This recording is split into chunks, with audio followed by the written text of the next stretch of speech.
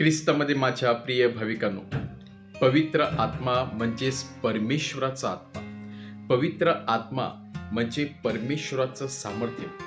जी व्यक्ती एखादं कार्य करण्या अगोदर पवित्र आत्म्याचं सामर्थ्य मागत असते किंवा ज्या पवित्र आत्म्याच्या दानाने भरलेले असते, ती व्यक्ती खरोखरच यशस्वी होत असते.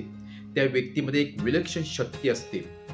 विद्युत प्रवाहाप्रमाणे त्या व्यक्तीचा आत्मा जणू काही उत्साहित झालेला असतो नवीन नवीन गोष्टी करण्यासाठी.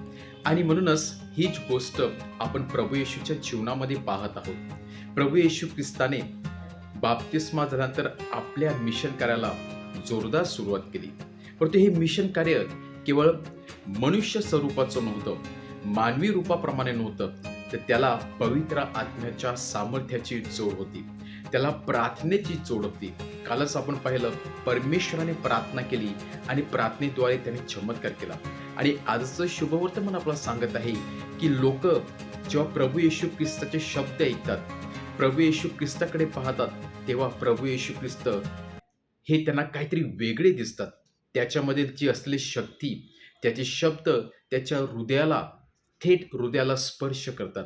जणू काही इतर शास्त्री आणि पुरुषापेक्षा प्रभू येशू ख्रिस्त काहीतरी नवीन देत आहे याची त्यांना जाणीव होते. फरक एवढाच की प्रभू येशू ख्रिस्त पवित्र आत्म्याच्या प्रेरणेने बोलत होता.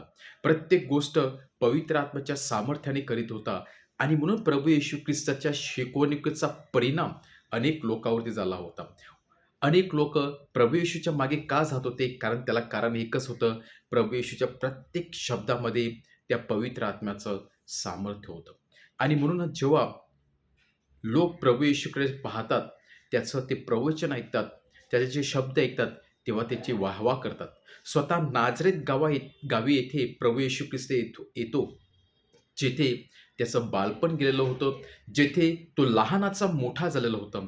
त्या गावी तेथे येतो आणि तेथे जाऊन प्रथम त्या मंदिरामध्ये जाऊन तो शिक्षण देतो आणि त्या शिक्षणाद्वारे लोकांना आश्चर्यचकित करतो की हा साधासुद्धा दिसणारा व्यक्ती म्हणजेच योसेपाचा पुत्र, मरीचा पुत्र आज एवढा मोठा होऊन आपलं प्रवचन देत आहे. परंतु त्याच्या प्रवचनामध्ये दम आहे, त्याच्या शब्दामध्ये सामर्थ्य आहे. परंतु प्रभू येशू ख्रिस्त हे केवळ मानवी स्वरूपाने प्रवचन देत नव्हता, तर त्याच्या मागे त्याला पवित्र आत्म्याचं जोड होती, पवित्र आत्म्याचं सामर्थ्य होतं. आपण देखील पवित्र आत्म्याचं सामर्थ्य नेहमी आपल्याजवळ ठेवलं पाहिजे.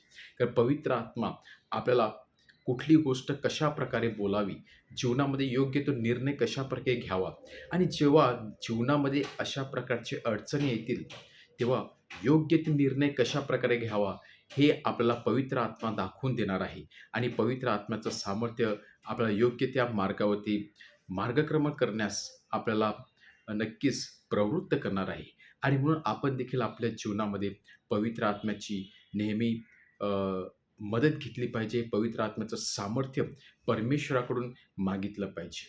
आणि म्हणूनच कधीकधी आपण बोलतो, कधीकधी आपण काम करण्याचा प्रयत्न करतो, कार्य करण्याचा प्रयत्न करतो, परंतु त्या कार्यामध्ये पवित्र आत्म्याचं सामर्थ्य नसते, त्या कार्यामध्ये परमेश्वराची प्रीती नसते आणि त्यामुळे ते कार्य फलद्रुप्त होऊ शकत नाही.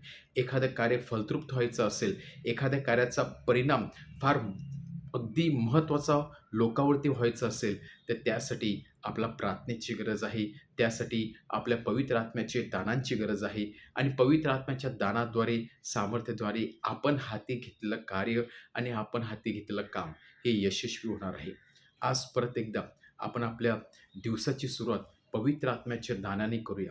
आज आपल्या दिवसाची सुरुवात, कामाची सुरुवात पवित्र आत्म्याच्या सामर्थ्याने करूया. आणि नक्कीच पवित्र आत्मा आपल्याला हा काम पूर्ण करण्यासाठी आणि आपल्याला यशस्वी होण्यासाठी योग्य तो मदत करणार आहे आणि योग्य तो निर्णय घेण्यासाठी योग्य ती दिशा दाखवणार आहे. आम्ही